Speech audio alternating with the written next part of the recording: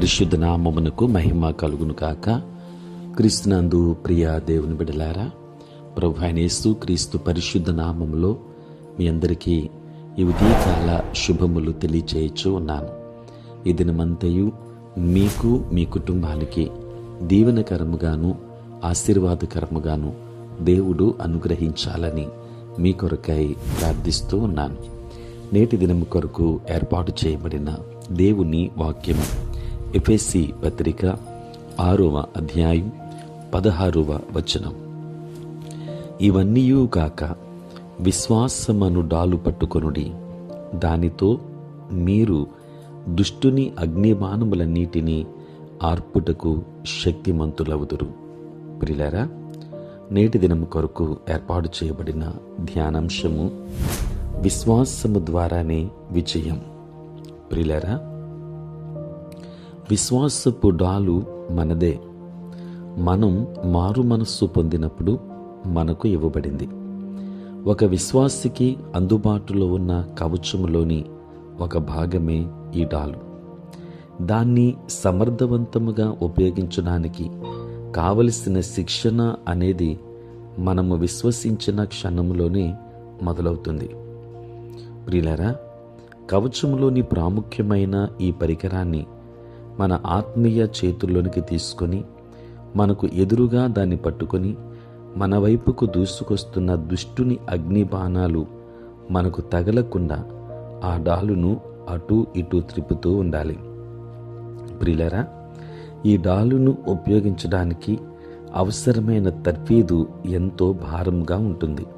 కానీ మన విశ్వాసాన్ని వినియోగించడానికి అవసరమైన అభ్యాసంలో ఇది ఒక భాగం.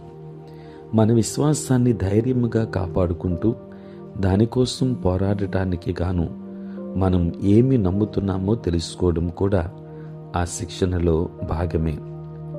ప్రియులారా, తర్ఫీదు అనేది శక్తినంతా హరించివేసే అభ్యాసం. దానివల్ల మనం పూర్తిగా అలసిపోతాం. మనం ఈ తర్ఫీదు పొందటానికి కంకణం కట్టుకోకపోతే బహుశా చాలామంది చదివి ఉండొచ్చు. యాత్రికుని ప్రయాణంలోని క్రైస్తవుడి మాదిరిగానే మనము కూడా ఈ డాలును ఖడ్గాన్ని తేలికగా పక్కన పెట్టేస్తాం. ప్రియులారా, మన కవచం నేల మీద ఉన్నప్పుడు శత్రువు విసిరే బాణాలను ఎదిరించే సిద్ధపాటు లేక మనం ప్రమాదంలో పడిపోతాం.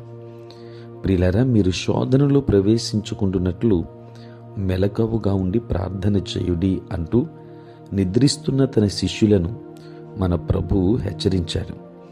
ఇక్కడ అపాయం ఏమిటంటే, మనం నిద్రిస్తున్న కారణంగాను మన గమనం వేరే వైపు మళ్ళడం వల్లనో, లేక తర్బీదు లేదా పోరాటం వల్ల అలసిపోవడం వల్లనో మన విశ్వాసపు డాలును పట్టుకోలేకపోవడమే.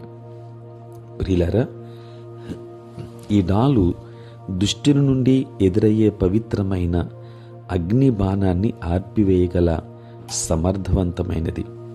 ఈ దృష్టాంతం ఒక రోమా సైనికుడి చేతిలో బాగా తడిసి ఉన్న డాలుకు శత్రువు వేసే అగ్నిబాణాలు తగిలి ఆరిపోయే సన్నివేశాన్ని ఇది గుర్తు చేస్తుంది.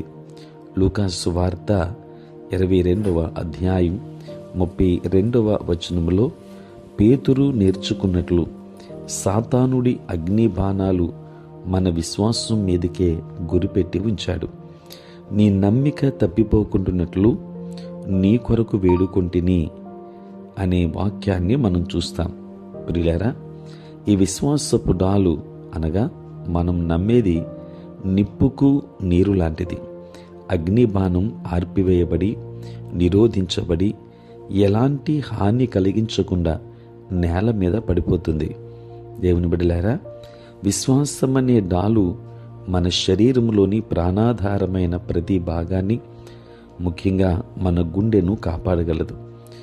ఎందుకంటే విశ్వాసం ద్వారానే విజయం ప్రాప్తిస్తుంది. కనుక దేవుడు మనకిచ్చిన ఈ విశ్వాసం అనే డాలును మనం కలిగి ఉందాం. దేవుని ద్వారా విజయాన్ని మనం పొందుకుందాం. విశ్వాసం ద్వారానే విజయం మనకు ప్రాప్తిస్తుంది. దేవుడు మిమ్మును మీ కుటుంబాన్ని బహుగా దీవించునుగాక. ఆమేన్. ప్రార్థన. పరిశుద్ధుడైన తండ్రి, ప్రేమ కలిగిన ప్రభువానికి వందనాలు. రాత్రంతా కాపాడారు నాయన. ఉదయం లేచి మిమ్మల్ని స్తుతించే భాగ్యం ఇచ్చినందుకు స్తోత్రాలు. ఈ దినమంతా కూడా మీ సన్నిధి మాతో ఉంచండి. మీ ప్రసన్నత మాకు దయచేయండి. నేటి మా పనులలో, ప్రయాణములలో, పరిచర్యలో తోడుగా ఉండండి. బలహీనులైన బిడ్డలను బలపరచండి. అనారోగ్యంతో ఉన్న వారికి ఆరోగ్యాన్ని ఇవ్వండి. సమస్యలతో ఉన్న వారికి సమాధానమును దయచేయండి. చదువుకున్న బిడ్డలకు కావలసిన జ్ఞానమునివ్వండి తండ్రి. ఉద్యోగస్తులు, వ్యాపారస్తులు, కష్టపడి పనిచేసుకుంటున్న బిడ్డలందరికీ మీరు తోడుగా ఉండండి. దూరదేశాలలో ఉంటున్న బిడ్డలందరినీ దీవించండి. పుట్టినరోజు, పెళ్లి రోజు జరుపుకొనుచున్న బిడ్డలను దీవించి నూతన ఆశీర్వాదాలు వారికి అనుగ్రహించమని వేడుకుంటూ, ప్రతిదినము ఈ ప్రాతకాలపు ధ్యానములలో ఏకీభవించుచున్న ప్రతి ఒక్కరి మీద నీ కృపాహస్తమునుంచుమని, మీరే తోడై ఉండమని యేసు నామములో ప్రార్థించి వేడుకొనుచున్నాము తండ్రి. ఆమేన్. తండ్రి, కుమార, పరిశుద్ధాత్మ త్రియేక దేవుని దీవెన సదా మీకును మీ కుటుంబానికి తోడై ఉండును గాక. ఆమేన్.